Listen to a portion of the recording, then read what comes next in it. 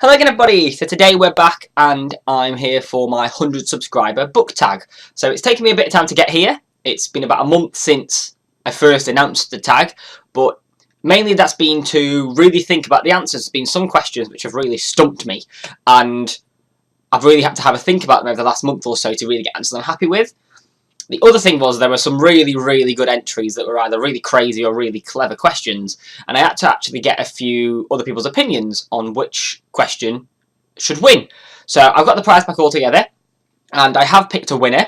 Now what I'm going to do is I'm going to go through the questions, and the very last question that I answer is the one that's won. So suspense is going to build as you watch. If you've submitted a question, make sure you watch this video and the next one. I'm going to split it in two. And the very last question will be from the winner, and I'll get in touch with you after the second video goes up to find out your details and how you want to get hold of the books. So the first question comes from Christina L, and her question is, you're home alone, desperate to go to the toilet, but before you do, you realise you've run out of toilet roll, and the only similar thing you have in your whole house is a bookcase full of books. What book do you rip apart and use as toilet paper instead?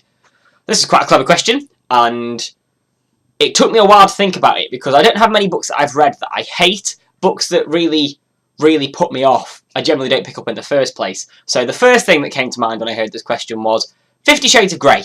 If I owned that book, that would, even if I had toilet roll, I'd probably still use the book as toilet paper. It's that, it really doesn't appeal to me. And it frustrates me, and there's just so many things that I dislike about it. So that would be my choice if I owned it, but I don't. Now of the books that I own, there is one that really stands out as, it's not a bad book, it's just not my cup of tea. I thought it would be. It's You by Austin Grossman.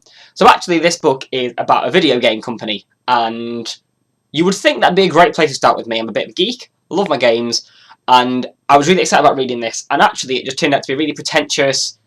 Basically the guy was trying to write a really literary novel about a video game company, and people that like video games I don't think are quite as big fans of literary fiction. So he really just got the market wrong, and for me it didn't work. So I don't hate it that much, but of all the books I've got on my shelf, this would definitely be the one that I'd wipe my backside with.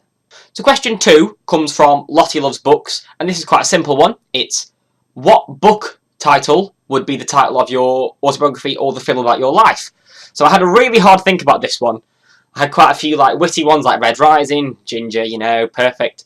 But when I really thought about it and thought, what would a biography about me, who would read it, what would be the kind of thing I'd talk about, I realised there's probably only one option that would work, and that's Ready Player One by Ernest Cline. So, as I mentioned in the past question, I'm a bit of a geek. I love games, I love all things geeky, nerdy related, comics, all that kind of stuff, and that would be a lot of what my book was about, my film was about, whichever. It would be about the things I love, how I've grown to love them, and all about kind of the nerdy parts of my life, which I think are the most interesting bits, at least for me, and for the kind of people who'd read my biography. So as soon as I realised that, this had to be the option for me, and obviously the book is very related to all that same kind of stuff, so it actually fits really well. So question 3 comes from Tiffany Tolliver, and the question is, how can one recommend a book in the genre unreliable narrator without spoiling the book? So this is actually a really complicated question, I think, because there's quite a lot of things to consider. I've had to do things like this at work when I'll talk about particular books that have just come out that I love, and often they'll have unreliable narrators, and quite often I just say that. It depends entirely on the book and how the unreliable narrator is revealed. So a really good example recently is The Girl on the Train. So in this, the narrator is, throughout the whole book, explained to be unreliable. She's an alcoholic, and one of the main plot points is a black spot, or numerous black spots that she's got from being drunk, that make her actions and her opinions of herself quite questionable, and her opinions of the events going on. So in this, the fact that she's an unreliable narrator is a key plot point, and actually a key selling point. It's not something you'd have to hide and shy away from. Obviously there are other books with an unreliable narrator where you don't know the narrator's unreliable till the very end, where you aren't intended to know they're unreliable until a certain point in the book. And obviously that makes it much more difficult, but I think you just have to say that there's more than meets the eye, or some of those cliches that really just suggest that it's not as straightforward as it all seems. And I think a lot of books that have that kind of twist in them, that's advertised now. It's not such a blindsided twist, it's not completely unexpected. You've got to think about Karen Joy Fowler, we're all completely beside ourselves. That was advertised as having one of the best twists of the entire century, and if they hadn't advertised the twist, it'd be much more impactful than it probably is. So I think in a lot of cases, you don't have to shy away from saying there's an unreliable narrator.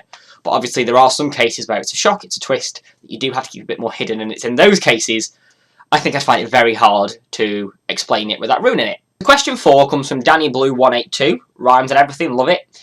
You're thrown into a book world of your choice, and you're with 5 other characters who are not from that world.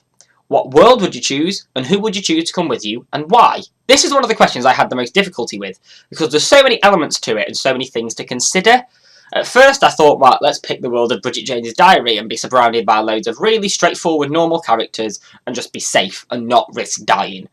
I decided that was a bit boring, so instead I've gone for some different characters and a very different world. So I actually picked the Cherub series by Robert Muchamore for the world, because it's quite similar to the order in now, it's not too different, but the main difference is that there is a group of teenage orphans who are trained to be spies and do the jobs that adult spies couldn't do.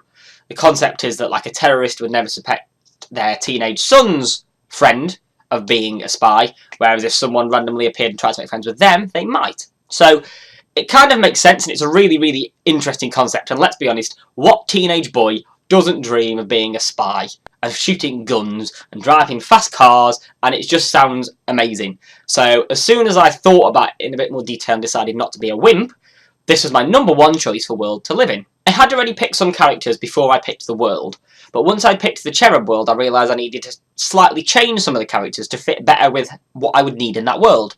So, for example, number 1 that I'd picked to be with me is Severo from Red Rising. So if anyone's not read it, Severo is basically a really sneaky, vulgar, but effective character who I think would be an amazing spy. I don't necessarily think he's the nicest person, even though I do have a very big soft spot for him. I think he's a brilliant character. But I think if I was going to be in the Cherub world and be working as a spy, he's the exact kind of person I'd want there with me. I also picked Polgara from the David Eddings series, The Belgariad, because she's that kind of stern mother figure who's kind of the more wise elder character who instructs the young ones on what to do, and I think she'd be really good in a spy situation. She'd be the right kind of handler, I think is the phrase they use, and obviously the fact that she can use magic would probably come in helpful in some sticky situations. Number 3 would be Hermione from Harry Potter, similarly because she'd be the brains of the group. I think I'm quite smart myself, but I'm not quite on the Hermione level, and I think the fact she could use magic again would add a whole new dynamic, and I just think I'd actually get on really well with Hermione. And that's why I'd want to be a part of the group with her, because she'd be useful and nice to spend time with too. Another character I'd pick would be Arya from the Eragon series. So she's again quite similar to the last 2. She's can do magic, she's quite wise, but the main difference she has is that she's also really badass and can use swords and bows and just basically beat anybody up. So I think she'd be quite useful to have as well in a sticky situation, because if it ever got to the point where you'd need to be a bit rough or stab someone with a sword, she'd be good to have there too. Lastly is a different one. It's from a manga, from Bleach. I'd actually want Ishigo, the main character, because again, he's got some magic abilities, he's got one of the biggest swords I've ever seen or read about in literature, and again, I think he's just very funny, and I think he'd kind of be the light-hearted, humorous one of the group to really round it off. So I think actually between the 6 of us all together, we'd be quite an effective group, apart from me, and I think we'd all get on quite well. So there we go, that's about half the questions of my 100 subscriber tag done. It's already taken up quite a lot of time, so I'm going to leave it there for now, and I'll be back in the next 3 days or so with the second half, and I'll announce who the winner of the prize pack is.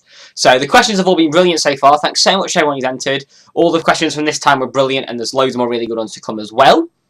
As always, if you've enjoyed it, leave a like and subscribe and comment down below if you've read any of the books, if you've got your own answers to any of the questions. I think there's some really interesting ones that I kind of want to know what worlds you'd want to be in and who you'd want to be with. That was a really good question. And other than that, I'll leave my Twitter and Goodreads down below, and I'll be back in the next couple of days with my next video.